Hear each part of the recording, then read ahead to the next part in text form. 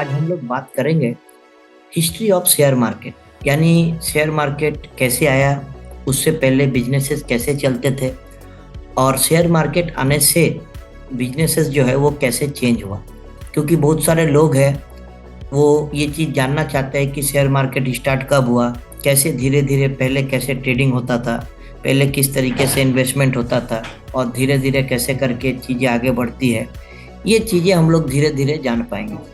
तो सबसे पहले फ्रेंड्स हम लोग बताना चाहते हैं कि बार्टर सिस्टम एक सिस्टम था जिसको हम लोग इससे पहले पढ़े हैं कि दुनिया जैसे जैसे विकसित होने लगे, लोग जैसे जैसे एक दूसरे के साथ मिलने जुलने लगे, लोगों को जैसे जैसे अपने ज़रूरतों को समझने में मदद मिला, उस तरीके से लोग क्या है धीरे धीरे इकोनॉमिक एक्टिविटी यानी कि आर्थिक जो कामकाज है उसके तरफ लोग बढ़ने लगे। इसका मतलब है कि हम लोग जानते हैं कि ये दुनिया बहुत बड़ा है और बहुत सारे जगहों में लोग अलग अलग तरह से छोटे छोटे पार्ट में रहते थे। तो जब एक दूसरे के साथ लोग मिलना जुलना शुरू किए तो उनको धीरे धीरे एक दूसरे के नीड के बारे में पता चला और उनके पास जो रिसोर्सेस है उनके देश में, उसका डिमांड किसी और देश में बहुत ज्यादा है, तो वो अपने देश में उसको कंज्यूम किए, प्लस वो क्या किए दूसरे देश में जाकर उन चीज़ों को बेचने लगे और उसके बदले में वो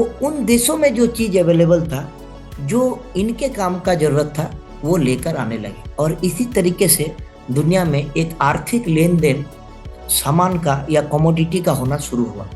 तो सबसे पहले बार्टर सिस्टम था। बार्टर सिस्टम का मतलब था कि उस समय पैसा का चलन नहीं था। आइए एक एग्जाम्पल के थ्रू, एक उदाहरण के थ्रू इसको समझने का प्रयास करते हैं। जैसे कि सपोज कीजिए कि दो लोग हैं, एक है मोहन और दूसरा है राम। तो मोहन जो है खेती बाड़ी वो करता है और उसके पास जो है चावल है या राइस है, और राम जो है वो उसके पास वुड है यानी कि लकड़ी है। तो सपोज कीजिए मोहन को लकड़ी खरीदना है, तो मोहन क्या करता था, लोगों से पता करता था कि किसके पास लकड़ी है, और मोहन को पता चला कि राम के पास लकड़ी है, राम लकड़ी उसको दे सकता है, वुड दे सकता है। तो मोहन पता करके राम के पास पहुंचता है और उससे लकड़ी मांगता है। राम बोलता है कि भाई सही इन्फॉर्मेशन है आपके पास, मेरे पास लकड़ी है, मैं आपको दे सकता हूँ, लेकिन बदले में आप मुझे क्या दोगे? तो मोहन बोलता है कि बदले में मैं आपको राइस दूंगा। तो राम बोलता है कि भाई लकड़ी मेरे पास है, हम आपको दे सकते हैं, पर फिलहाल मेरे को राइस का जरूरत नहीं है। तो जब राइस का जरूरत नहीं है तो मोहन बोला कि मैं आपको क्या दूं? तो राम ने कहा कि मुझे सोने की जरूरत है, गोल्ड। तो इस कंडीशन में कोई भी हाल में मोहन जो है वो गोल्ड को राम को नहीं दे सकता, क्योंकि मोहन के पास सिर्फ और सिर्फ राइस है। तो इस कंडीशन में ट्रांजैक्शन होना बहुत मुश्किल हो जाता था। मोहन को जो जरूरत है लकड़ी वो राम के पास अवेलेबल है, पर जो चीज राम को चाहिए वो मोहन के पास नहीं है, इस कारण से ट्रांजैक्शन नहीं हो पाता था और इसके बदले बहुत सारा प्रॉब्लम होता था।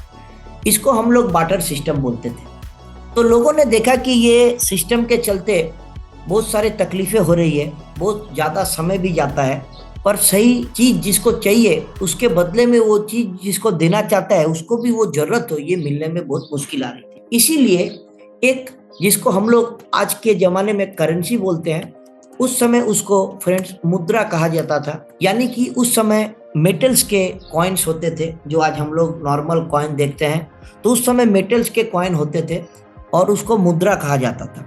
स्वर्ण मुद्रा, रूपा या सिल्वर का मुद्रा, आयरन का मुद्रा, ये सब चीज थे। तो इसको क्या किया गया था, राजा जो थे उस समय, राजा होते थे, राजा महाराजा या नवाब होते थे, वो क्या करते थे, वो अपने वहाँ पे मुद्रा जो होता है वो बनाते थे और वो बाजार में देते थे। तो कोई व्यक्ति जो है, सपोज कीजिए कि मोहन जो है उसको वुड खरीदना है यानी लकड़ी, तो वो राम के पास जाता था और राम को वो लकड़ी खरीदने के बाद मुद्रा दे देता था।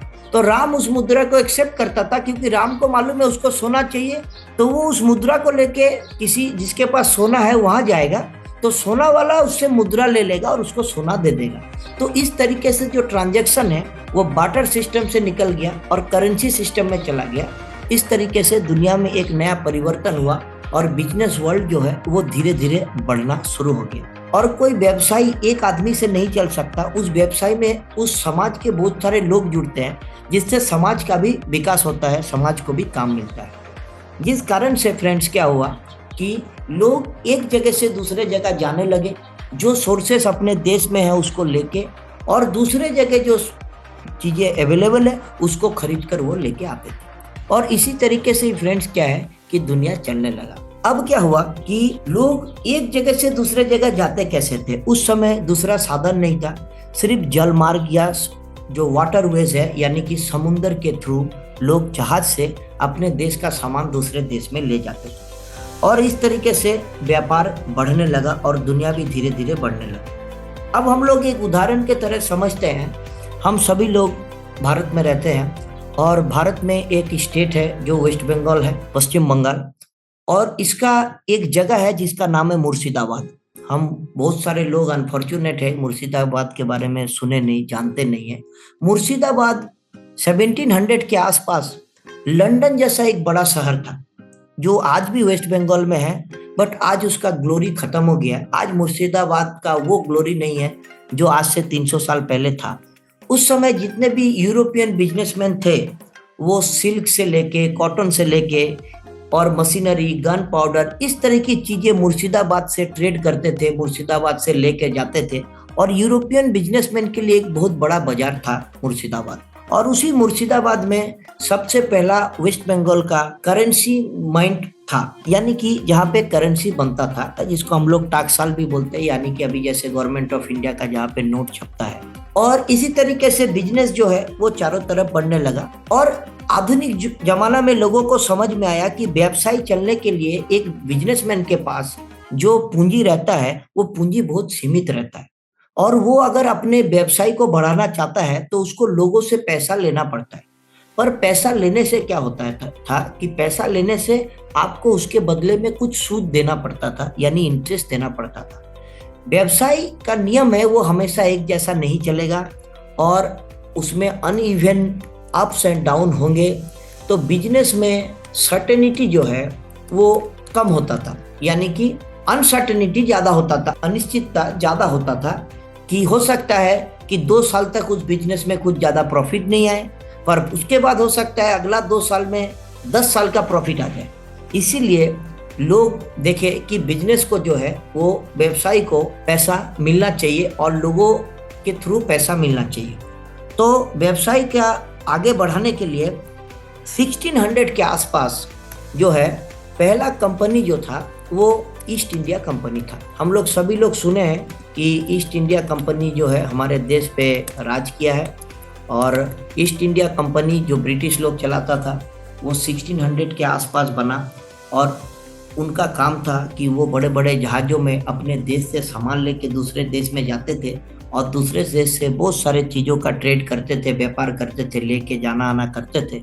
और इसी तरीके से ईस्ट इंडिया कंपनी पहला पब्लिक ट्रेडेड कंपनी था। इसका क्या मतलब है? इसका मतलब है ईस्ट इंडिया कंपनी व्यवसाय को बढ़ाने के लिए अपने कंपनी का एक हिस्सा लोगों को ऑफर किया और लोगों से उसके बदले में पैसे लिए कि हम व्यवसाय करेंगे और आप जो पैसा देंगे, व्यवसाय से जो लाभ होगा, हम आपको वो शेयर करेंगे, जिसको आज के ज़माने में हम डिविडेंड बोलते हैं या हम हिंदी में लाभांश बोलते हैं, यानी लाभ का एक अंश हम आपको शेयर करेंगे। जो आज इक्विटी मार्केट, शेयर मार्केट में भी हम लोग देखते हैं कि अगर हम किसी स्टॉक को खरीदे हैं और वो स्टॉक भविष्य में, फ्यूचर में प्रॉफिट करता है बिजनेस से, तो उस प्रॉफिट का एक हिस्सा शेयर होल्डर को बांटता है अकॉर्डिंग टू एक शेयर होल्डर के पास कितने शेयर हैं। जैसे suppose state bank of India बोला कि मेरे को फायदा हुआ है, मुनाफा हुआ है और मैं 5 रुपये पर शेयर डिविडेंड दे सकता हूँ या लाभांश दूंगा। तो अगर LIC है, उसके पास 1 करोड़ शेयर है, तो उसको 1 करोड़ इंटू 5 यानी 5 करोड़ रुपए मिलेंगे।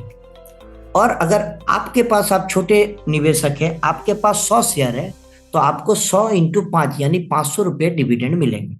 इस तरीके से ईस्ट इंडिया कंपनी सबसे पहला पब्लिक ट्रेडेड कंपनी था और ईस्ट इंडिया कंपनी धीरे धीरे बढ़ने लगा और शेयर मार्केट जो है इसका शुरुआत हो चुका था।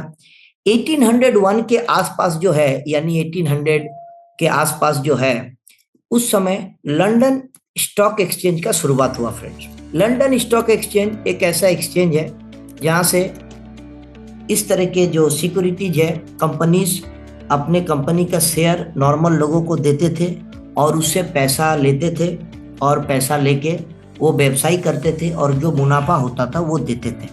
लेकिन इस तरह का आपको मालूम है, जब भी मौका आता है, अपॉर्चुनिटी आता है, बहुत सारे लोग क्या करते हैं, उसका गलत फायदा भी उठाते हैं। तो उसके बाद क्या होने लगा, बहुत सारे कंपनीज बोलते हैं कि हम व्यवसाय करेंगे और वो अपना जहाज समुद्र में उतार देते थे। तो बड़े जो निवेशक थे, बिजनेस जो इन्वेस्टर थे, वो क्या करते थे, उस कंपनी में पैसा लगा देते थे और उस कंपनी के शेयर को खरीदते थे कि भविष्य में इसमें भी क्या हो जाएगा, बढ़ोतरी होगा और हमको उसका डिविडेंड मिलेगा।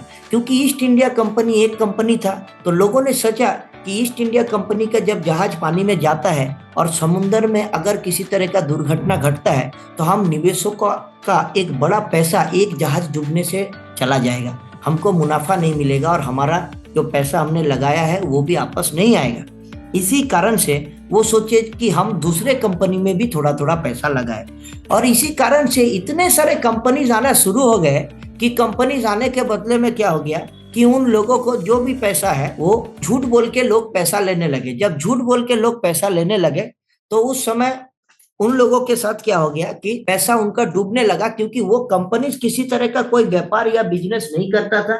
वो कंपनी सिर्फ लोगों से पैसे लेने के लिए जहाज समुद्र में उतारता था और हम बिजनेस कर रहे हैं ऐसे बता के लोगों से पैसे लेता था। और इसी कारण से क्या है कि वहां के सरकार ने ध्यान दिया और लंदन स्टॉक एक्सचेंज जो है वो करीब करीब 1800 साल में बना था, पर 1825 तक ट्रेड करने भी नहीं दिया और इसी कारण से लंदन स्टॉक एक्सचेंज में किसी तरह का ट्रेड नहीं होता था 1825 तक।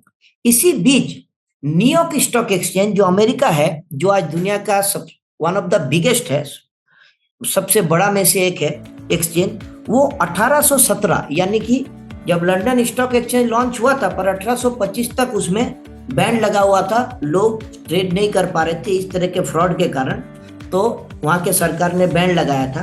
तब न्यूयॉर्क स्टॉक एक्सचेंज अमेरिका में 1817 में शुरू हुआ, कुछ लोगों ने मिलकर उसको शुरू किया था और उसके बाद अमेरिका का जो न्यूयॉर्क स्टॉक एक्सचेंज है उसमें ट्रेड होना शुरू हो गया और लंदन में बैन था बोल के अमेरिका को प्रमोशन ज्यादा मिला, विदेशी वहां आकर शेयरों की खरीद बिक्री करते थे। और नैस्डैक जो है अमेरिका का 1971 में जो एक्सचेंज है वो पूरी इलेक्ट्रॉनिकली चालू हो गया और आज जो हम एक आधुनिक जो इलेक्ट्रॉनिक टर्मिनल के थ्रू ट्रेड देखते हैं वो सारा का शुरुआत 1971 के आसपास से स्टार्ट हो गया था। अब हम ग्लोबल और दुनिया को छोड़कर अगर हमारे भारत में आए और भारत का बात करें तो हम लोग देख सकते हैं, तो पहले हम लोग लिख लेते हैं न्यूयॉर्क स्टॉक एक्सचेंज जो है ये आपका शुरू हो गया था 1817 के आसपास में और उसके बाद नैस्डैक जो है अमेरिका का जो बड़ा इंडाइसिस है यानी कि जो कंपनीज का ट्रेड होता है वो 1971 के आसपास जो इलेक्ट्रॉनिकली शुरू हुआ। अब अगर फ्रेंड्स हम इंडिया के तरफ आए कि इंडिया में ये कब शुरू हुआ, तो आपको बताना चाहते हैं 1830 के आसपास 20 से 21 लोग जो है वो बातचीत करते थे और शेयर के बारे में बातचीत करते थे, क्योंकि उस समय विदेशी यूरोपियन लोग भारत में आ गए थे और लोगों को इस चीज के बारे में पता लग गया था कि इस तरीके से कंपनीज जो है अपना शेयर या अपने कंपनी का एक हिस्सा लोगों को दे के उससे पैसे ले सकते हैं और बिजनेस को बढ़ा सकते हैं। तो 1830 के आसपास ये चीजें शुरू हो गई थी और 1850 के आसपास टोटल 22 ब्रोकर्स यानी कि 22 ब्रोकर्स जो है, जिसको हम लोग दलाल भी बोलते हैं, जो बिचौलिए होते हैं, बीच में मिडिल में रहते हैं, 22 ब्रोकर इकट्ठा होते थे एक पेड़ के नीचे, बरगद का पेड़ के नीचे, और वो शेयर्स के बारे में किसी को खरीदना होता तो वो उनको कांटेक्ट करते थे कि मेरे पास शेयर है, मैं बेचना चाहता हूं, और जो खरीदना चाहता है वो कांटेक्ट करते थे कि भाई हम शेयर खरीदना चाहते हैं, कंपनी का क्या भाव चल रहा है। और इसी तरीके से चलते चलते 1875 के आसपास बॉम्बे स्टॉक एक्सचेंज जो है हमारे देश का, जो आज पूरा एशिया का वन ऑफ द ओल्डेस्ट है, बॉम्बे स्टॉक एक्सचेंज का शुरुआत हुआ 1875 में। और इसी तरीके से बॉम्बे स्टॉक एक्सचेंज आगे बढ़ने लगा, धीरे धीरे चीजें बदली, धीरे धीरे चीजें इलेक्ट्रॉनिक की तरफ जाने लगा और इंडिया में मॉडर्न डे ट्रेड जो बोल सकते हैं हम लोग, जो मेन जो एक चेंजेस आया वो 1990 के आसपास आया, 1990। इस समय मॉडर्न डे ट्रेड शुरू हो गया और हम लोग और एक जो इंडिया का सबसे बड़ा एक्सचेंज है जो 1992 के आसपास बनना शुरू हुआ और 1994 में एग्जैक्टली बनकर तैयार हुआ और स्टार्ट हो गया ट्रेडिंग के लिए, वो था एनएससी यानी कि नेशनल स्टॉक एक्सचेंज।